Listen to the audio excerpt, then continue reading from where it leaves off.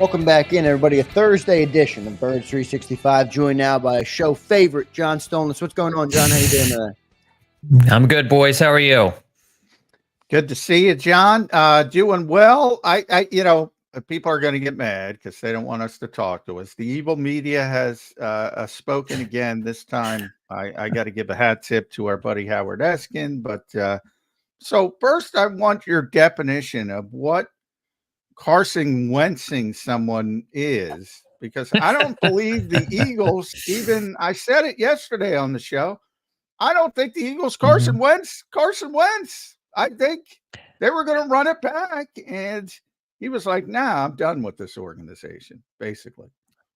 Yeah, I didn't realize he'd become a verb. That was news to me when Howard said that the other day. I think so. What I took that to mean was that the Eagles, if Jalen Hurts struggles, or if there's some kind of, I don't know, personality conflict, or there's some locker room, whatever it happens to be, that the Eagles, it sounds like, would be willing to eat the money, eat a contract like they did with Carson Wentz in order to move on from a quarterback situation that they feel wasn't working. Now, like you said, they weren't really ready to move on from Carson Wentz. Carson kind of dictated that a lot himself. And so that kind of forced their hand, but they ended up eating the money. But I think that more just means that the Eagles are not locking themselves into Jalen Hurts necessarily just because he has this long-term contract, because he signed this franchise quarterback deal, that they figured it out once before by trading away Carson Wentz and eating all of that money, and actually made the playoffs doing it with a huge cap number on their books, that they feel that they could probably do it again. Now, I don't know if you want to make that a pattern. I don't know if that's necessarily, the way you want to go about it. That's certainly not ideal team building by any stretch of the imagination. And there are certainly big differences between the two. It's a little disconcerting that the year after signing a big money deal, both Carson Wentz and Jalen Hurts took a step back in those years. Now, Carson was dealing with injuries, obviously, and Jalen Hurts, to me, sure looked like he was dealing with something last year, but there's been no surgery. There's been no announcement. It just, it was not a bad year by Jalen Hurts last year, but certainly not up to his 2022 standards. And then there's just been some kind of weird comments from Jalen Hurts with Nick Sirianni and stuff this offseason that have given people pause too. So you just factor all those things in. I just think it means, like, if we have to, we'll eat the money and we'll move on to a different possibility. I like your explanation. I think you have given the best explanation. So I give you a gold star there, John. I like that. Because you might be right. It might be as simple as they're willing to eat a lot of money if they have to eat a lot of money. Not that they want to, but right. They're willing to. And I think anybody in the NFL, if you have two bad seasons in a row, that's where I kind of look at it. If you have anybody, if Patrick Mahomes, it's not going to happen, has two crappy seasons in a row, there'll be a lot of pressure on him in year 3. Yeah. And I don't think it's going to happen here with Jalen Hurts, but I like that explanation. Well done, John Stolnis. I'd like to present too potentially an alternate viewpoint where I wonder if there's a little bit of a show of power here from the front office to try and knock Jalen in line, if that makes sense. Like, Jalen goes out and says some stuff about the coaches. By the way, I think this was all media speculation. It was a media story until the Eagles come out. It wasn't the Eagles directly, but Jeff McClain comes out and says higher ups are upset with Jalen Hurts. And then Howard Eskin, a guy that really is sort of a mouthpiece for the Eagles. He has a Super Bowl ring. This is a guy that's entrenched in the organization, comes out and kind of dismisses the comments from Jalen Hurts as well, says he's going to get Carson Wentz. I'm wondering if there's kind of a back end here where it's like the front office likes their power. Jalen kind of made them look bad in what the decision they made with Nick Sirianni. Could you view it like that, where it's like, hey, Jalen, you better stop making us look bad and say what we need you to say, or else we're going to move on if we have to? Look, guys, I live near Washington, D.C. I work in Washington, D.C. I'm familiar with how the political game works, and this is politics just in a local sports level. It's 100%, I think, what's happening here, because I'm not one of those people who heard the Jalen Hurts comments about Nick Sirianni and thought, "Oh my gosh, this is a big problem. This is a huge issue. What is he doing?" You know, I think it got conflated to the point on sports talk radio where it got a little bit out of control. But I also don't think it's nothing. There certainly seems to be, and even if you just look at these guys' personalities, Nick Sirianni and Jalen Hurts, they're very different people, very, very different ways of going about things. Like Nick Sirianni is kind of a brash guy. He's a loud talker. He likes to stir things up. You know, he likes to play the villain. And Jalen Hurts is kind of one of those head down, quiet, grind it out, saying all the right things, the platitudes and all that kind of stuff, and kind of wants to lead by example. I can imagine, and I'm not in the locker room, but it would seem to me that there certainly would be a difference in personalities that could be an issue. And I really do think Jalen Hurts went out of his way in that news conference not to pay his head coach a compliment, which was just bizarre to me. It seemed like he was almost trying to create something where nothing was there. It was a softball question. And so I can understand why the front office was upset, because it sure seemed to me like the quarterback was throwing his head coach under the bus a little bit. And that's going to have an effect in the locker room, because these players, they look at Jalen Hurts as a leader and they look at Nick Sirianni as a leader. This is part of the danger in bringing Nick Sirianni back for another year, when you've swapped out both of the positional coaches and you've basically set it up so that if the Eagles offense does well, it's because of Kellen Moore. And if the Eagles fail, it's because of Nick Sirianni staying for another year. And Jalen Hurts is out here really refusing to get his head coaches back. Now, is that a big deal? I don't know, but the front office seems to think it is. And Xander, I think 100% you're right. I think this is their way of publicly slapping Jalen Hurts on the wrist and saying, "What are you doing? Stop! You are not the golden goose here. You are not ensconced here forever just because you signed that contract." Yeah, get on board. I think in a lot of ways, John, it's just common sense. I mean, what Jeff reported is they were highly disappointed. They were disappointed because of the timing. You're doing it on the cusp of the 6-week off period, 7 weeks off, and you're in Philadelphia. It's like, dude, you know what Philadelphia is like. Yeah. And people are going to run. You give them a baton and people are going to run in 17 different directions if you don't give them a clear finish line. Right. So what he did is he created unneeded speculation. That's the quote I got from the Eagle. Unneeded speculation. Unnecessary. I'm sorry. Yeah. Unnecessary speculation. It was a layup. So why wouldn't they be disappointed? Yeah. That's how I kind of look at it. And Jalen is media savvy. He has always been the guy who's everything he says is measured. He knows what to say. He knows what the right thing to say is in every situation. All he had to say was, "Yeah, Nick's been great. He's been really great. It's really so good." Easy, John. One sentence. Yeah. And but that's what I mean. Like, he went out of his way to word salad his way into not complimenting Nick Sirianni, playing dumb like he didn't kind of understand the question. It didn't make any sense for the moment, and I can understand why the front office is not happy about it. Yeah. I wonder if Jalen Hurts is showing them that he doesn't like the way they're doing things, maybe, and that was part of the reason. I mean, look, it's just press conference coming in June and May, so I don't want to make too much of it. But as BLG said on the show yesterday, John, and I love what he said, it's more than nothing, right? But it's less than everything, right? And as you said, Jalen's very intentional. And I wonder if part of it is his way of showing, maybe not, can't call it a slap on the wrist because he's not the one with all the power, but maybe it's him saying, "You guys brought back this coach we don't believe in, I don't believe in, and I'm not happy about it, and I'm going to show you. You paid me $55 million. I want a coach." Maybe it's not that. I'm just speculating, obviously, at this point, but it is interesting to think about for sure.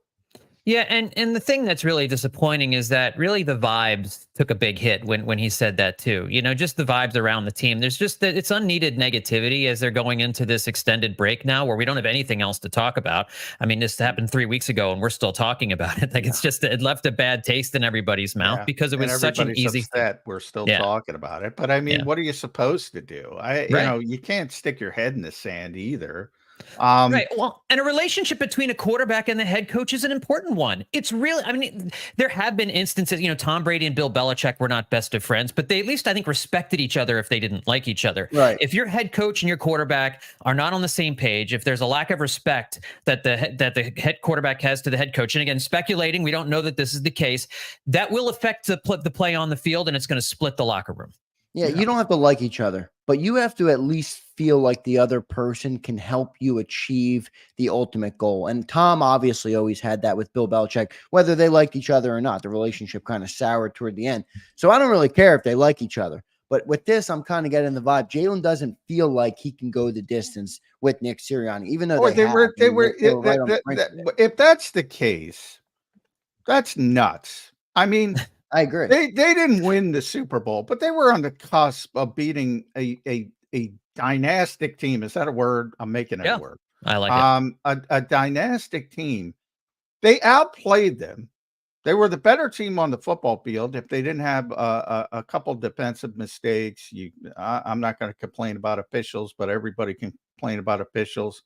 They made a mistake probably letting Aaron Cepas punt in that game coming off the injury that he had. They probably should have stuck with Brett Kern. Bunch of different mistakes. Jalen Hurts was the best player on the field. He was better than the best player in the NFL. I'm not saying he's better, but he was better on that day than Patrick Mahomes. I truly believe that. They're right there. You've already proven you can go the distance. Did they go the distance? No, but that doesn't mean you weren't there on the cusp. So if he believes he can't go the distance, what you just did it essentially. But isn't it fair to speculate that, John? I mean, I agree with you. Like, I think it would be foolish to think you couldn't. I think Nick did a great job in 2022. But isn't it fair to speculate that with the way that Jalen has answered this and has gone about his business with this? I guess I take it more of, and I'll throw it at both you guys, because what he did get out on purpose, because I asked him the question, was the 95% thing. And I didn't ask him about the offense, but he wanted it out there. So that I asked him, I think I asked him about, last time we talked to him, he talked about being a sponge. And I essentially asked him, have you moved past that? Are you now being more vocal with the offense and what you like and sort of more fitting around what you do well? And he took it the way he wanted to, because as you point out, John, he's very intentional usually. Mm-hmm. And he wanted it out there that this is a completely new offense, 95% new offense. And maybe that's why they were struggling this spring. And he's probably right, because there is going to be some growing pains with that kind of stuff. So I think he was more just frustrated about the whole system. And maybe that's if there is any anger, maybe it's about not continuity. Brian, he's close with Brian Johnson, or he was. Yeah. Maybe he's not. You're down in DC. Maybe you can uncover that for us, John. Yeah. Because Brian's down there. Brian's down there. Yeah. But maybe it's got to do with that. I don't know, but I do know they were really close to winning a Super Bowl with this group, and Nick Sirianni is the head coach. So if you think they can't do it, were you watching a couple of years ago? Yeah, and the thing about the 95%, what that also said to me was Jalen trying to make sure that everyone knew that this is Kellen Moore's offense, right? That was not.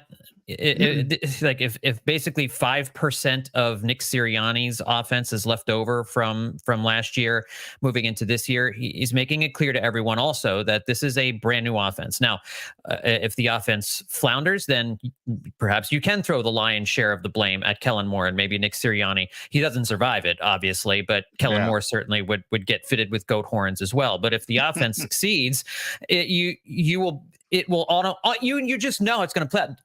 Kellen Moore saved the offense, right?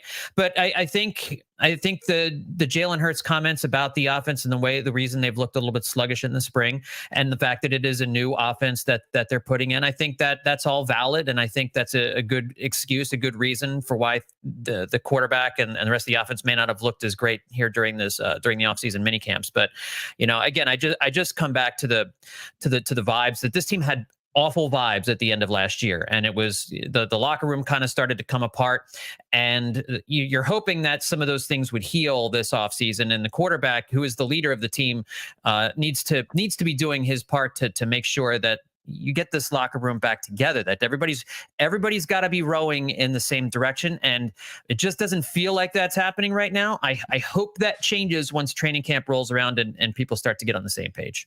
I think it will, is because you know, they always say winning cures everything. I think if this team can get off and have some wins, I think it will cure all. John, I want to move on and ask about our first round draft pick this year, Quinyon Mitchell. What are your realistic expectations for Quinyon going into year one? It seems to be now a loaded cornerback room, something we haven't been able to say in Philly for a while. A lot of guys, a lot of young guys, a lot of potential players with upside. How do you see it breaking out for Quinyon Mitchell in year one?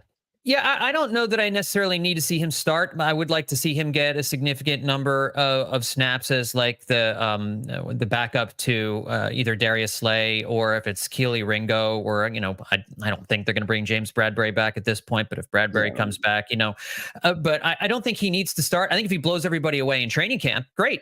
Have him as your starter.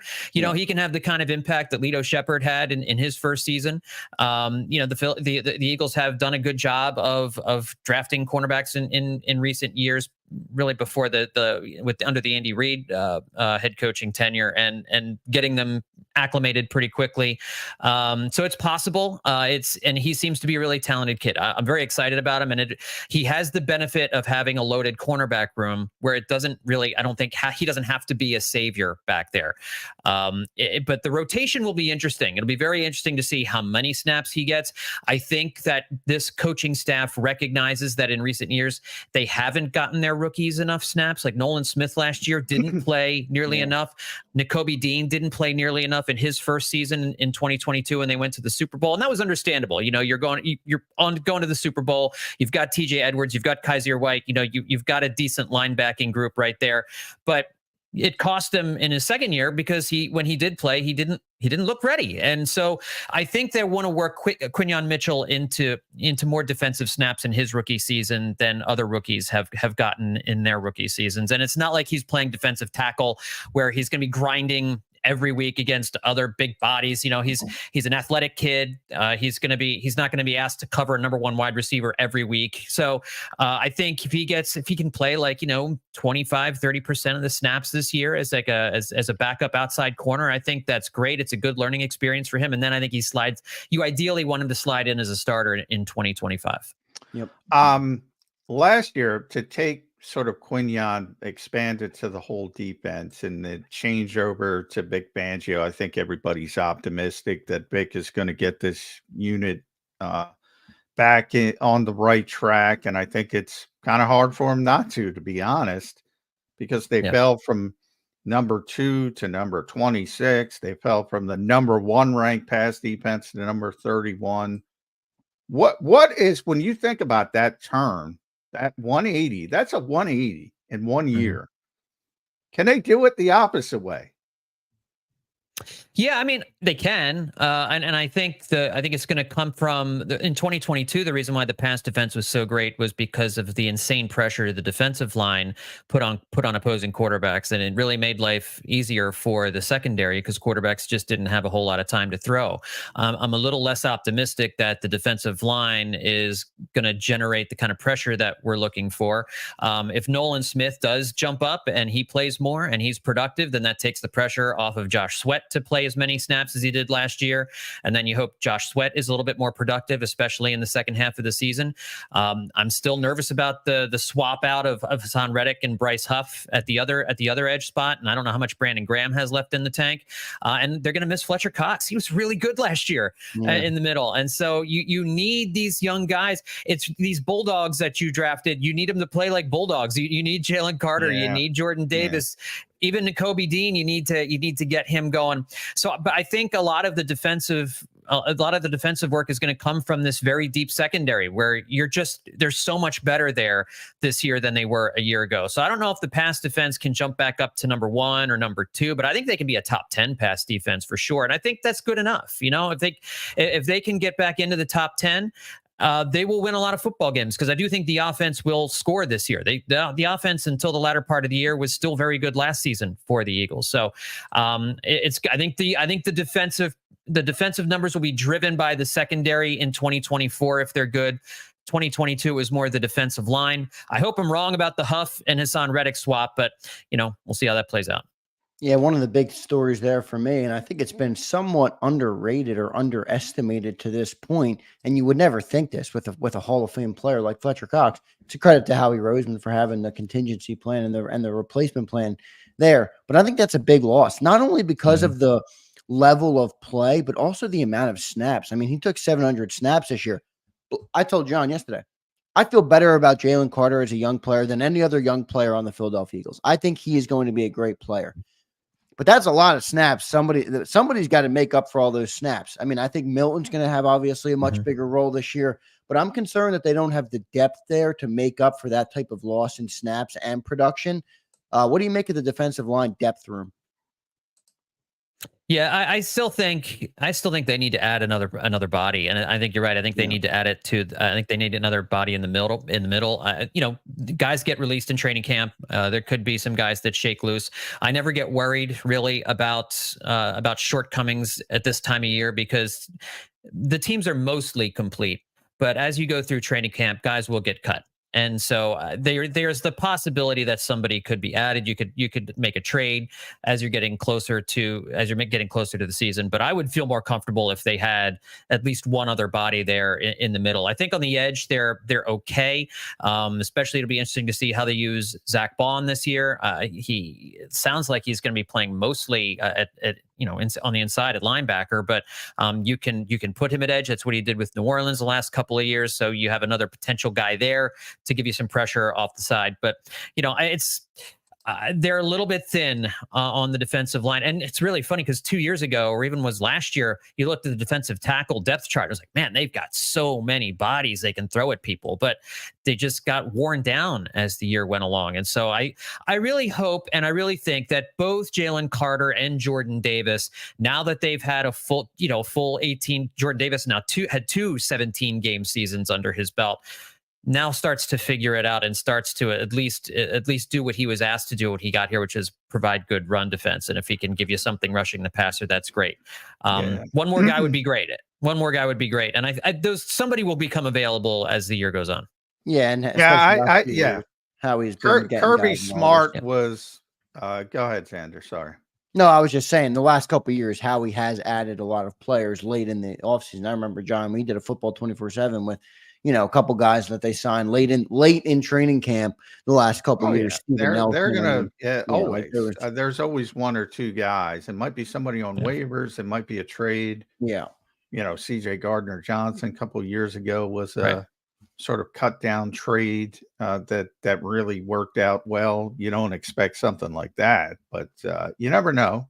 And I think there's always a player or two added to the mix when you see maybe we're not as good as we thought at a particular position. So I'll take it there. I'll take it there with you, John. Where would you say you're most comfortable with the depth on this team versus least comfortable with the depth on this team? I think right now, I think cornerback is probably amazingly, they did so much work this offseason to improve at cornerback. That's what happens when you put that many resources into it in one offseason. You really do help yourself. So I think cornerback is the easy answer there. And I think if Tyler Steen and if Cam Jurgens acclimate themselves well to their new positions, then I think they have some decent depth along the offensive line as well. They could, they're not loaded there like they used to be. But Mekhi Becton seems like he's a guy that Jeff Stoutland can work with. I think. Who am I forgetting about? Matt Hennessy. I know Matt Hennessy hasn't been getting a whole lot of run with like first and second team guys, but they added him this offseason, and he's a guy with a lot of experience, so they can kind of move him around a little bit too. It's there's they can always probably add somebody as the summer goes along. And they added Max Sharking, who's got a lot of experience. That was one that raised my eyebrows. I'm like, what does that mean when you bring in because Max has started, I don't know, like 38 NFL games. So he's played quite a bit. And I'm like, does that mean Hennessy's not healthy? Does it mean you're not happy with Tyler Steen? What does it mean? I haven't figured that one out yet, but he has played a lot. So throw Max Sharping into that list as well, I would say. I don't know. Wide receiver concerns me, not at the top, obviously, but God forbid something happens to AJ. Even a week, you saw it last year when you lost AJ Brown for the playoff game, how disastrous it was. Even a week or two without AJ and Devontae, I'm not comfortable with wide receiver, and obviously I don't know how you could be comfortable with linebacker. I'm not comfortable with the starters, so I can't necessarily be comfortable with the depth. But overall, John, and at John Stolnis, make sure you follow John on X, Twitter. Read him at bleedinggreennation.com. Does a tremendous job. Also, the tremendous. I got to give the Phillies podcast a plug. You're up for thank you. Some kind of award. I'm trying to pull it up. Oh yeah, it was for last year. Yeah, is that going on or not? No. We made the finals. Okay. We didn't win the thing, but I keep it up there just for my own ego. Yeah. There we go. All right. Well, it caught my eye, so it worked. All right. So it's working for you. But thank you. Best Baseball Podcast, it was up for hitting season, so it's still great. So make sure you listen to that if you're a Phillies fan. But Howie's been getting a lot of love, John, in the fact that 33rd team came out this week, said the Eagles had the second best roster in football. Pro Football Focus had them at number 3. Is that sort of Howie reputation? Combination of both? It's probably a combination of both. I always answer with the middle ground. That's just kind of my default setting. No, I think when you look at the quarterback, I think you've got a top 10 quarterback in the NFL. Last year, I came into the season, I was like, I think he's the second, third best quarterback in the NFL. He took a step back, obviously, but you've still got a top 10 quarterback who has proven he can win a Super Bowl. And even though he didn't do it, he's proven he can win a Super Bowl. Saquon Barkley, your starter at running back, you've got a bell cow running back now, something they've never had before. They've got maybe the best wide receiver duo in the league. They've got one of the 5 best receiving tight ends in the league. The offensive line, I think, is kind of getting by on reputation right now, but also some confidence that Jeff Stoutland can coach those guys up. And that they'll be fine. And then along the defensive side, they've invested so many resources there. I think everybody's just assuming Jalen Carter's going to take a step forward. Jordan Davis, Nakobe Dean. These guys do seem Vic Fangio coming in. I think that people think that he'll know what to do with guys like Zach Bond, with Devin White. And then they just threw so many bodies at cornerback and safety, getting CJ GJ back. I think we don't talk about that move a lot when we're talking about the Eagles. That was a big signing to get a real safety in here who you can throw at cornerback if you need to from time to time. But getting a little bit of that swagger back on the defensive side was really important. I think along the starters, you've got one of the best rosters in the NFC, one of the best rosters in the NFL. The only issue is going to be depth, and this is probably the issue that most teams have. If you lose one of your star wide receivers, you're not going to replace him with another star, but you would like them to have more than 2 viable starting wide receivers on your roster. And Paris Campbell, I don't see him as that guy. I don't see Anaya Smith jumping into the fray and being that guy immediately. That could be another position that they look to add as the summer goes along. But what are you going to get? You know what I mean? So we'll see. But as far as the starters go, if they stay healthy, if they have a healthy season like they did in 2022, they're absolutely a Super Bowl contender. John, considering everything that's going on this offseason, we started obviously with the Jalen Hurts, Nick Sirianni talk. Then we just ended with them getting second or third best roster rated in the NFL. What are your expectations going into this year? How are you viewing this season? Is this I don't want to say Super Bowl or bust? That's what it is. How good should this team be this year, realistically? Realistically, I think that's what it is. This team showed us in 2022 they can get to a Super Bowl. Jalen Hurts can win a Super Bowl, and they've done nothing but add pieces. I mean, when you have a roster that is generally regarded as the first, second, third best roster in the NFL, I know multiple publications have said the Eagles have had the best offseason of any team in the NFL with everything that they've added. I think ESPN this week. Yeah. Yep. And you've brought in 2 established, successful positional coaches or coordinators in Kellen Moore and Vic Fangio, there's really no reason for this team not to win the division, given how stagnant the Cowboys offseason has been, given the fact that you do play in the same division as the Giants and the Commanders, and both teams, maybe one of them improved slightly, maybe they both stink again this year, but this division is there for the taking for the Eagles to go out and grab. And then around the NFC, will the 49ers take a step back? Most Super Bowl losers take a step back the next year, and the vibes are not great in San Francisco right now with Brandon Ayuk and some of the other issues they've got going on. The Detroit Lions are obviously an ascending team. You're going to have to deal with them. The Green Bay Packers look like they're going to be better with Jordan Love looking like the real deal. I mean, there's going to be competition in the conference, but the Eagles are right there with any of those guys, and they should be among the favorites to win the NFC, and that should be our expectation for them to get back to a Super Bowl this year. Yeah, John, it's World Series or bust for you, and Super Bowl or bust. I'm all in. I'm all in on everything, John.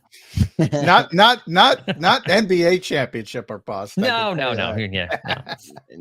We have stopped caring about the Sixers at this point because they have proven to time and time again that they are going to let us down.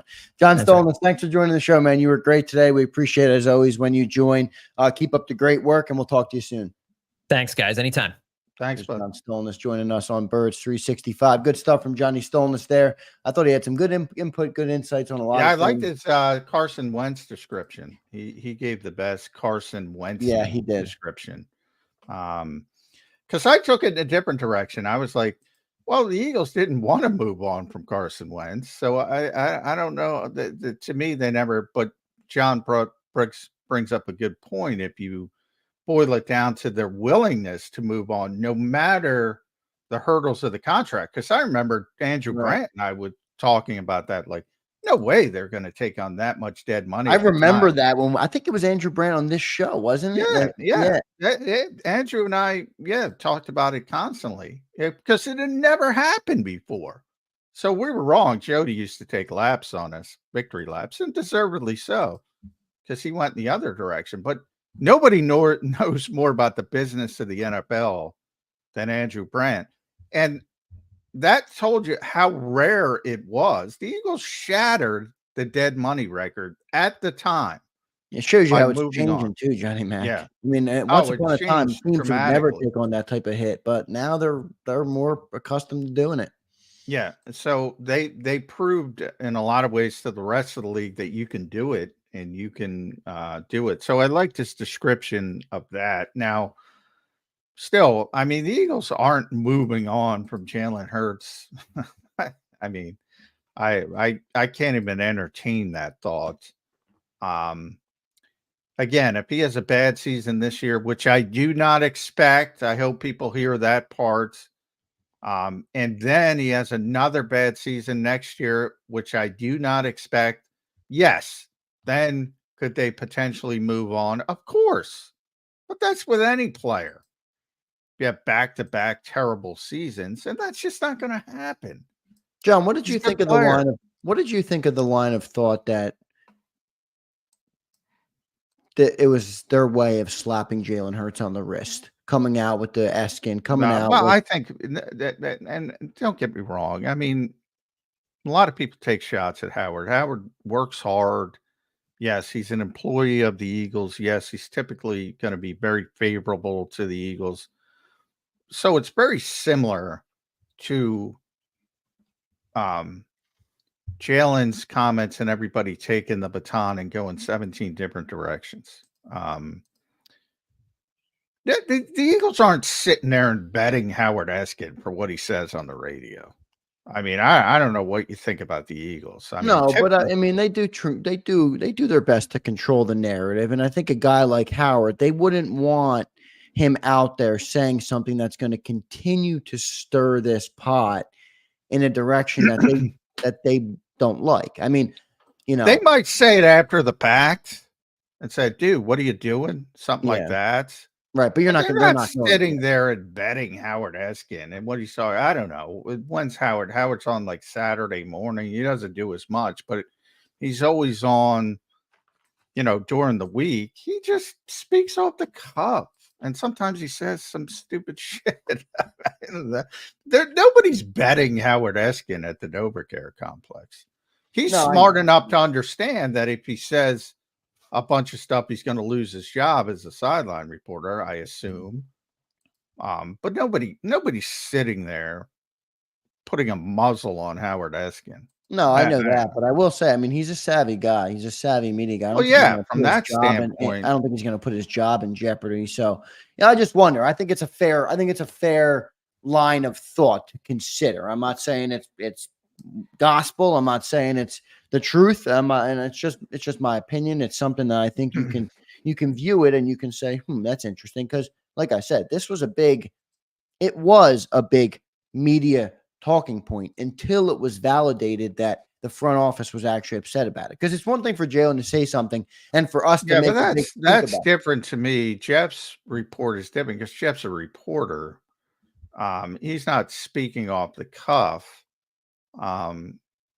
He's talking to people who have the knowledge. Now, to a certain extent, I said that's common sense. I get the same thing.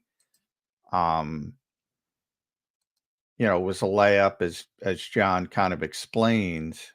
But yeah, I mean, and I think, the term Jeff used was, I think, key figures Key were figures. That's what it was. disappointed. And I wouldn't be surprised, I said, if those key figures were Jeffrey Lurie and Howie Roseman.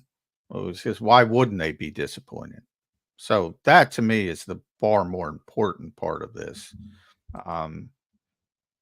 And that's more of an unforced error type of situation. That's why they're disappointed. Not disappointed in a player, disappointed in an unforced error with 6 weeks of dead time, of dead air, so to speak. Yeah. That's the disappointment. Let's move on, Johnny Mac. We're going to go into hour number 2. I thought John Stolnis was great this morning. We had a great talking before John about Quinyon Mitchell and Cooper DeJean. Louis Branch just joins in. What's going on, Lou? What's up? Any good news today?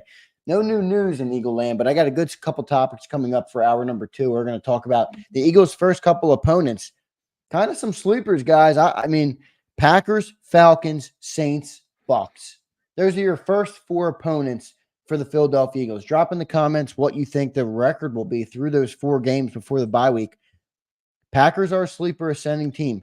Falcons, I don't think the Packers should be a sleeper for anybody. Well, they're not a sleeper, so I guess you could call. I think the Saints and the Falcons are a sleeper. I think they're teams that people. And the Bucks shouldn't be a sleeper for the Eagles for obvious reasons. Slapped us in the playoffs last year, so there should For be no obvious sleep in reasons. there. But anyway, I mean, there's 4 solid opponents. There's no gimme game there, I guess you could say. No, I don't think there's any world beaters. There's no great Super Bowl candidates. Maybe there, Packers might be, but. I think the Eagles don't have a walk in the park. So we're going to talk about that. And then also in hour number 2, if any of you guys have a good question, a good chat, a good comment, a good super chats will go to the top for Johnny Mac. We will hit on them. I will have let John answer some of your guys' questions. We have no guest in hour number 2, so we'll be kicking all these things around. Like I said, we had a good talk about Cooper and Quinyon in the opening segment. So make sure you guys go back and check that out after the show today. So let's get our commercial break in. Hour number 2 of Bird 365 coming up next. If you missed any of today's show on the JAKIB Media channel, listen to the podcast on your way home. Available on YouTube, Apple, and Spotify.